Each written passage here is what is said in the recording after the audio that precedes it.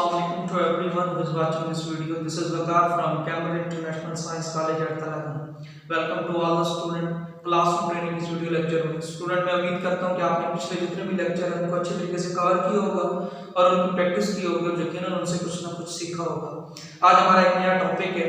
जैसे पहले मैंने आपको पढ़ाया था use of is are and use of was were, उसके अंदर हमने देखा था कि जो प्रेजेंट था उसके अंदर हमने जब इस्तेमाल पढ़ा सिंपल सेंटेंसेस के अंदर वो क्या था इज आर एन, और फिर हमने पास्ट के हवाले से किसका इस्तेमाल पढ़ा वाज और वर, और ये सेंटेंसेस क्या है सिंपल है। इनमें बहुत इंपॉर्टेंट बात है वो ये वाली बात है कि नो एक्शन बाय सब्जेक्ट, यहाँ पे कोई एक्शन जो है वो सब्जेक्ट की तरफ से नहीं है, यानी सब्जेक्ट किसी काम को नहीं कर रहा। देखिए ना, अगर आप प्रेजेंट की बात करें तो प्रेजेंट के आगे बहुत सारी जो कैटेगरीज हैं, यानी उसको फिर आगे प्रेजेंट इंडेफिनिट, इसी तरह past indefinite, present perfect, past perfect, so on so, ये सारी इसकी कैटेगरीज हैं। लेकिन यहाँ पे हम जो बात कर रहे हैं, मैंने सब्जेक्ट को आपकी दो तारीफें आपको बताई। एक वो थी जिसके अंदर सब्जेक्ट कोई काम कर रहा होता है, दूसरी वो थी जिसके अंदर कोई सब्जेक्ट काम नहीं कर रहा, सिर्फ सब्जेक्ट की हालत के बारे में क्या की जाती है, बात की जाती है, सब्जेक्ट के बारे में क्या की जाती है, बात की जाती है। तो ये भी जो है ये फ्यूचर से रिलेटेड है। हम यहाँ पे जो पढ़ने जा रहे हैं ये किससे रिलेटेड है स्टूडेंट, ये है ये मुस्तकबिल से रिलेटेड है, यानी ये फ्यूचर से। और फ्यूचर की पहचान अक्सर आप जानते हैं हमेशा एंड में गा, गी या स्टूडेंट गे का इस्तेमाल होता है, यानी यहां पे जमाने मुस्तकबिल के अंदर किसी हम हालत को बताने जा रहे हैं, सब्जेक्ट की किसी हालत को बताने जा रहे हैं, लेकिन यहां पे कोई काम नहीं है, यानी सब्जेक्ट किसी काम को सरअंजाम नहीं दे रहा। यहां पे इसको आप देख सकते हैं कि no action by subject, subject की तरफ से किसी किस्म का कोई अमल नहीं हो रहा, किसी किस्म का कोई काम नहीं हो रहा, यानी यहाँ पे किसी किस्म का कोई मेन वर्ब मौजूद नहीं है। अब यहाँ पे गौर करें, सबसे पहले विद एवरी सब्जेक्ट, ये बड़ी इंपॉर्टेंट बात है। अब जो मॉडर्न इंग्लिश है उसके अंदर शेल को एक्सक्लूड कर दिया गया। अब शेल को यहाँ पे नहीं पढ़ाया जाता, शेल का एक अलग इस्तेमाल, जैसे मोडाल या मॉडल वर्ब कहते हैं, ठीक है। जैसे मैं आपको पढ़ाऊंगा can, could, should, might, may etcetera, उनके अंदर अब क्या किया जाता है, शेल को शामिल किया जाता है। लेकिन अब यहाँ पे शेल को एक्सक्लूड कर दिया गया मॉडर्न इंग्लिश के अंदर विद एवरी सब्जेक्ट, यानी हर सब्जेक्ट के साथ, whether it is he, she, it, Aslam, Akram, we, they, यानी कोई भी सब्जेक्ट है तो सबके साथ हम क्या करते हैं, विल और बी का इस्तेमाल करते हैं। स्टूडेंट याद रखना है विल और बी का, यानी हर सब्जेक्ट के साथ हम विल और बी का इस्तेमाल करेंगे जब उसको इंग्लिश के अंदर हम क्या करेंगे, ट्रांसलेट करेंगे। अगर यहाँ पे सबसे पहले अफर्मेटिव सेंटेंसेस देखें तो ये बात की जा रही है अफर्मेटिव सेंटेंसेस से, तो यहाँ पे जुमला देखिए जो आपके सामने उर्दू में लिखा है, वो घर पर होगा, वो घर पर होगा। स्टूडेंट यहाँ पे गौर करें, यहाँ पे कोई काम है, यहाँ पे कोई काम नहीं, काम मतलब मेन वर्ब, कोई काम यहाँ पे मुकम्मल हो रहा है, मिसाल के तौर पे खाता, पीता, दौड़ता, लिखता, बैठता, उठता, जिसे आप इंग्लिश में मुख्तलिफ मतलब वर्ब इस्तेमाल करते हैं, प्ले, राइट, गो, ये सारे के एटसेट्रा, ये सारे के सारे मेन वर्ब है। अब यहाँ पे देखिए वो घर पर होगा, वो घर पर होगा, यानी यहाँ पे कोई काम नहीं है, सिर्फ उसकी हालत के बारे में बताया जा रहा है। यानी यहाँ हम किसी के बारे में बात कर रहे हैं, किसके बारे में बात कर रहे हैं, घर पर भाई कौन होगा, वो घर पर होगा। तो यहाँ वो क्या है, यहाँ पर वो को एज अ सब्जेक्ट इस्तेमाल किया गया। अब मैंने यहाँ पे लिखा है विद एवरी सब्जेक्ट, ही हो, शी हो, इट हो, सबके साथ हमने क्या लगाना है, विल बी का इस्तेमाल करना है। स्टूडेंट आपने इसके ऊपर अपना फोकस बनाए रखना है, इसको समझना है, ये बहुत इंपॉर्टेंट है, ठीक है। अब यहाँ पे इसकी ट्रांसलेशन जब हम करेंगे तो वो घर पर होगा, ही, यहाँ पे वो का ट्रांसलेशन क्या किया हमने, ही, और मैंने क्या कहा विद एवरी सब्जेक्ट क्या आएगा, विल बी आएगा। तो ये स्टूडेंट देखें he will be, he will be. अब जस्ट ट्रांसलेशन किसकी रहेगी, ये घर पर, एट होम। अब स्टूडेंट ये एट और ऑन की भी कंफ्यूजन होती है, इन की भी कंफ्यूजन होती है। अभी तक आप इतना समझ लें कि जब छोटी जगह का जिक्र होता है तो वहां पे एट इस्तेमाल होता है, ठीक है, और जब बड़ी जगह का जिक्र होता है तो वहां पे अलग इसकी कैटेगरीज के अंदर इसको देखा जाएगा। प्रीपोजिशन के टॉपिक के अंदर हम इसको इंशाल्लाह अच्छे तरीके से समझेंगे।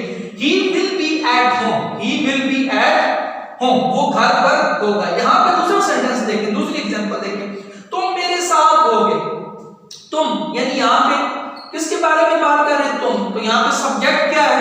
तुम। तो क्या ये जो यहाँ पे लिखा हुआ तुम है, ये कोई काम कर रहा है?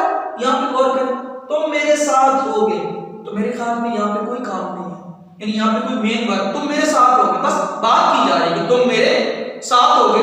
यहाँ पे किसी किस्म का कोई एक्शन, कोई जो सब्जेक्ट है वो किसी चीज को परफॉर्म नहीं कर रहा, बस जस्ट सिर्फ बताया जा रहा है सब्जेक्ट की हालत के बारे में कि फलां जो सब्जेक्ट है वो मेरे साथ होगा। और वो कौन मेरे साथ होगा? तुम मेरे साथ होगे। तो तुम की ट्रांसलेशन क्या की जाती है? मैं पर्सनल प्रोनाउन के लेक्चर में डिटेल के साथ बता चुका हूं कि ही क्या होता है, यू क्या होता है, और शी और इट और आई और वी क्या होते हैं, जो इससे पिछला लेक्चर नंबर 9 था उसके अंदर हमने डिस्कस किया था। तो ये पर्सनल प्रोनाउन की कौन सी कैटेगरी थी? ये सेकंड कैटेगरी। और ये कौन सी कैटेगरी है? ये थर्ड कैटेगरी है। ये थर्ड पर्सन है, ये सेकंड पर्सन है। तुम मेरे साथ होगे, तो तुम की ट्रांसलेशन क्या होगी? यू। और यहां पे यू के साथ क्या लग गया? यानी यहां पे अगर हम गौर करें तो यू के साथ विल बी, जैसे यहां पे भी क्या लगा था? विल बी लगा था।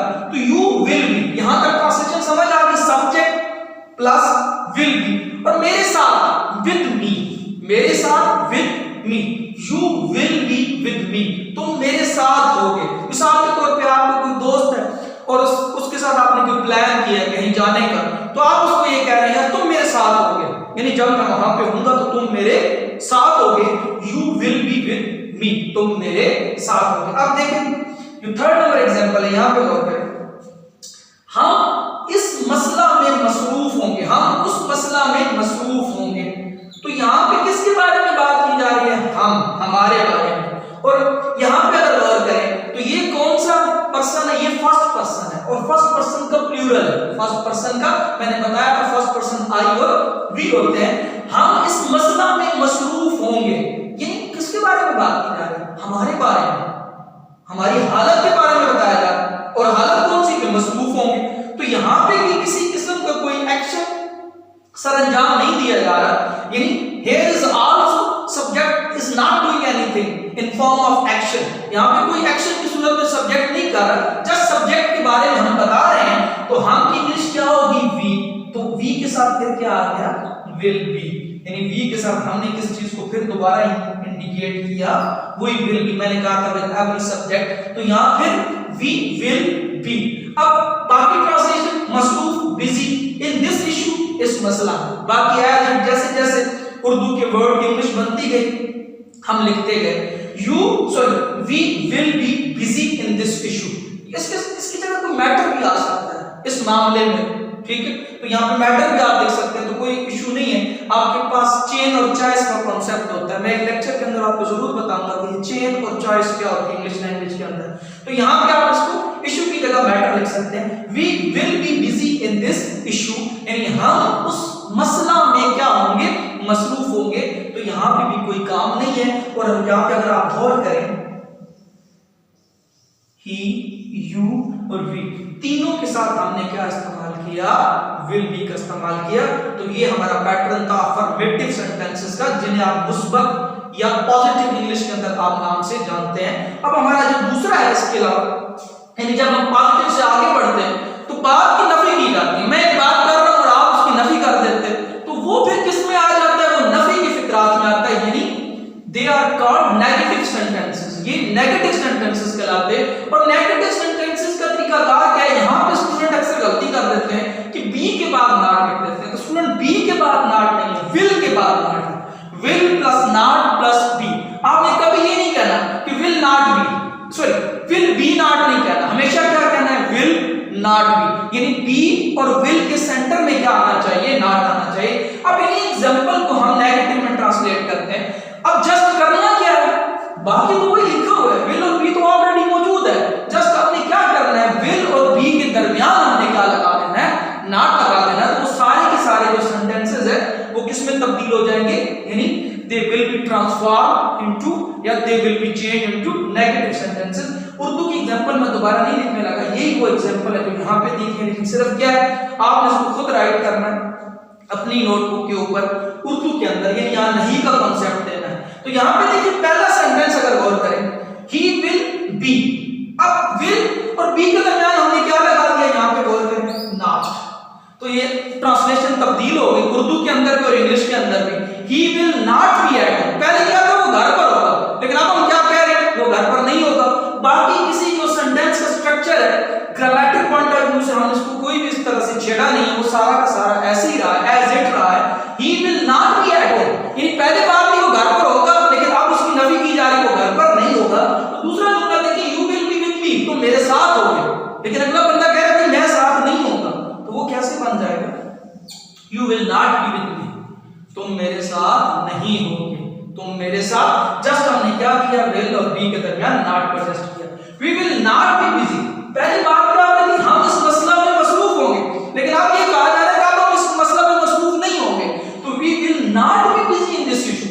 यानी जस्ट हमने क्या किया, विल और बी के दरमियान नॉट लगा दिया, तो ये तीनों की तीनों सेंटेंसेस क्या हो गए, ये ट्रांसफॉर्म हो गए, तब्दील हो गए, इनमें चेंज आ गया, इनमें अमेंडमेंट कर दी हमने। इसको क्या किया, यानी they are change from affirmative to negative, यानी मुस्बत से हमने इनको क्या बना दिया, नफी बना दिया। स्टूडेंट यहां तक आपको समझ आ गया। अब इसका जो थर्ड पार्ट है वो है इंट्रोगेटिव सेंटेंसेस। मैं पहले बता दूं ये कौन से होते हैं, ये सवालिया फिकरात होते हैं, जिनके अंदर कोई ना कोई सवाल किया जाता है, और सवालिया फिकरात के अंदर आपने विल को पीछे लाना है और सब्जेक्ट को आगे लिख देना, यानी आपने विल को उठा के सब्जेक्ट से पहले और बी फिर सब्जेक्ट के बाद आएगा। यहां पे भी गलती की जाती है कि विल और बी पूरा उठा के सब्जेक्ट से पहले लिख देते हैं, आपने ऐसा नहीं करना। आपने स्टूडेंट क्या करना है, जस्ट जो सब्जेक्ट है उसे विल के बाद लिखना है और विल को उठा के सब्जेक्ट से पहले। अगर इन सेंटेंसेस में देखें तो हम विल को उठाएंगे और ही से पहले आ जाएगा, तो यहां पे देखें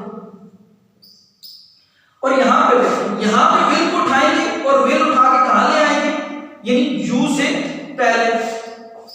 उसकी एग्जांपल ये देख सकते हैं। अब देखिए पहला बन गया will he be at home, क्या वो घर पर होगा? Will you be with me, क्या तुम मेरे साथ होगे? आपसे सवाल कर रहे हैं अपने दोस्त से, क्या तुम मेरे साथ होगे? और यहां पे भी हम विल को उठाएंगे और हम बी से पहले लिख देंगे। ये आपके सामने एग्जांपल है, हमने विल को बी से पहले लिख दिया, तो बी वहां का वहां पे है, बी ने अपनी जगह को रिप्लेस नहीं किया, बी इज ऑलरेडी देयर, जहां पे वो है वो वहां पर है। तो will we be busy in this matter, क्या हम इस मसले में मसरूफ होंगे? तो ये हमारा क्या आ गया जी, नेक्स्ट आ गया। अब देखिए यहां पे जो अगला टॉपिक है,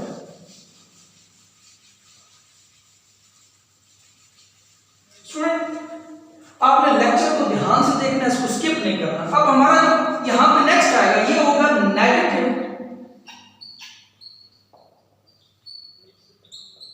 इंट्रोगेटिव सेंटेंसेस। यानी नेगेटिव इंट्रोगेटिव के अंदर क्या होगा कि यहां पे हम नॉट को भी ऐड करेंगे सब्जेक्ट के बाद, यानी यहां पे पहले क्या आएगा, एज इट विल आएगा plus subject plus not plus be. यानी जस्ट हमने सब्जेक्ट के बाद क्या करना है, सब्जेक्ट के बाद हमने स्टूडेंट नॉट को लगा देना है। तो ये कौन सी फिक्रे बन जाएंगे, इन्हें हम उर्दू में कहते हैं सवालिया नफी फिक्रा। अब इसकी सिर्फ एक दो एग्जांपल लेके क्लियर कर देता हूं। ये सारा देखना, ये स्ट्रक्चर होगा, जस्ट आपने यू ही, यानी यहां पे यू ही और वी के बाद क्या लगा देना है, नॉट लगा देना है। एक एग्जांपल मैं लिखता हूं, बाकी आप लोग खुद करेंगे। विल ही नॉट, देखिए सब्जेक्ट ही था और सब्जेक्ट के बाद हमने क्या लगा दिया, not. Will he not be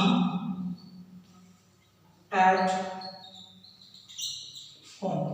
student मैं उम्मीद करता हूं ये लेक्चर आपने अच्छी तरह से समझा होगा और इसकी यकीनन आप प्रैक्टिस करेंगे और क्विज को भी हर सूरत में क्या करेंगे, अटेम्प्ट करेंगे। अपना ख्याल रखिएगा, अपने घर वालों का भी ख्याल रखिएगा। शुक्रिया।